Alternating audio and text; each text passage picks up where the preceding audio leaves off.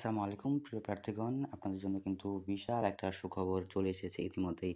আপনারা যারা বাংলাদেশ আনসার ও গ্রাম প্রতিরক্ষা বাহিনীর আনসার ব্যাটালিয়নের ২৭তম সিপাহী পদে আবেদন করেছেন, তাদের কিন্তু ইতিমধ্যেই মাঠের কার্যক্রম শুরু হয়ে গেছে। মাঠ পর্যায়ে কার্যক্রমে ১ম এ ঢাকা, কুমিল্লা ও খুলনা রেঞ্জের শুরু হচ্ছে। এরপর খুলনা, সিলেট ও রাজশাহী রেঞ্জের কিন্তু ইতিমধ্যেই সময়সূচি প্রকাশ হয়ে গেছে। তো ১ম মাঠ শুরু হচ্ছে ২৭ আগস্ট ২০২৫-এ। তো এই রেঞ্জের মধ্যে থাকছে ঢাকা, মানিকগঞ্জ, রাজবাড়ী, কিশোরগঞ্জ, নোয়াখালী, ঝিনাইদহ, চুয়াডাঙ্গা। পরবর্তীতে যেই দিন রয়েছে সেটা হচ্ছে ২৮ তারিখ ২০২৫, খুলনা, সিলেট ও রাজশাহী রেঞ্জের। এর মধ্যে রয়েছে মেহেরপুর, সাতক্ষীরা, সিলেট, মৌলভীবাজার, সুনামগঞ্জ, হবিগঞ্জ প্রক্রিয়া একমাত্র বাংলাদেশ আনসার ও গ্রাম প্রতিরক্ষা একাডেমি শফিপুর অবস্থিত, সেখানে কিন্তু আপনাকে আসতে হবে এবং সাথে আপনার কি, কি আনতে হচ্ছে এটা কিন্তু এখানে উল্লেখ করা আছে। চলুন আমরা একটু দেখি কি, কি নিতে বলা হয়েছে। এদের পরীক্ষায় অংশগ্রহণের লক্ষ্যে নিম্ন বর্ণিত কাগজপত্র ও অন্যান্য যা, যা সঙ্গে আনতে হবে তা এখানে দেওয়া হয়েছে।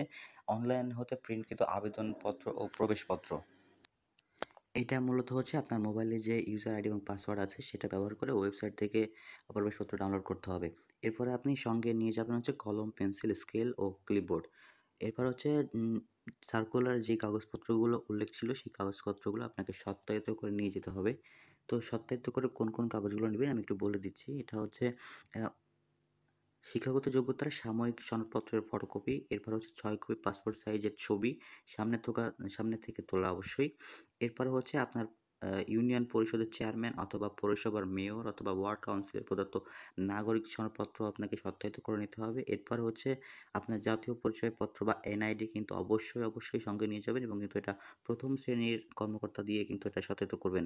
এরপর অভিভাবক কর্তৃক স্বাক্ষরিত আনসার ব্যাটালিয়নের সিপাহী পদে চাকরি করার, এটা মূলত হচ্ছে যে অভিভাবকের সম্মতিপত্র যেটা, সেটা আপনাকে অবশ্যই নিয়ে যেতে হবে। এরপরে মূল বিষয় যেটা, সেটা হচ্ছে আজকের সবচেয়ে বড় যে বিষয়টা সেটা হচ্ছে একদম নিচে একটু খেয়াল করেন। শারীরিক যোগ্যতা, লিখিত এবং মৌখিক পরীক্ষায় অবতীর্ণ হওয়ার সময় জাতীয় পরিচয়পত্র, এনআইডি সহ সকল সনদপত্রের মূল কপি অবশ্যই প্রদান করতে হবে। আর কোটায় যারা আবেদন করবে তাদের জন্য কিন্তু অবশ্যই কোটার স আ প্রমাণপত্র বা কাগজপত্র যা আছে সব কিন্তু সঙ্গে নিয়ে যাবেন। তো এই ছিল আজকের মতো, বা পরবর্তী যেকোনো আপডেট হলে আমরা আপনাকে জানিয়ে দেওয়ার চেষ্টা করব। ইউটিউব থেকে দেখছেন অবশ্যই চ্যানেলটি সাবস্ক্রাইব করবেন এবং যারা ফেসবুক থেকে দেখছেন অবশ্যই ফলো দিয়ে সাথে থাকবেন। ধন্যবাদ।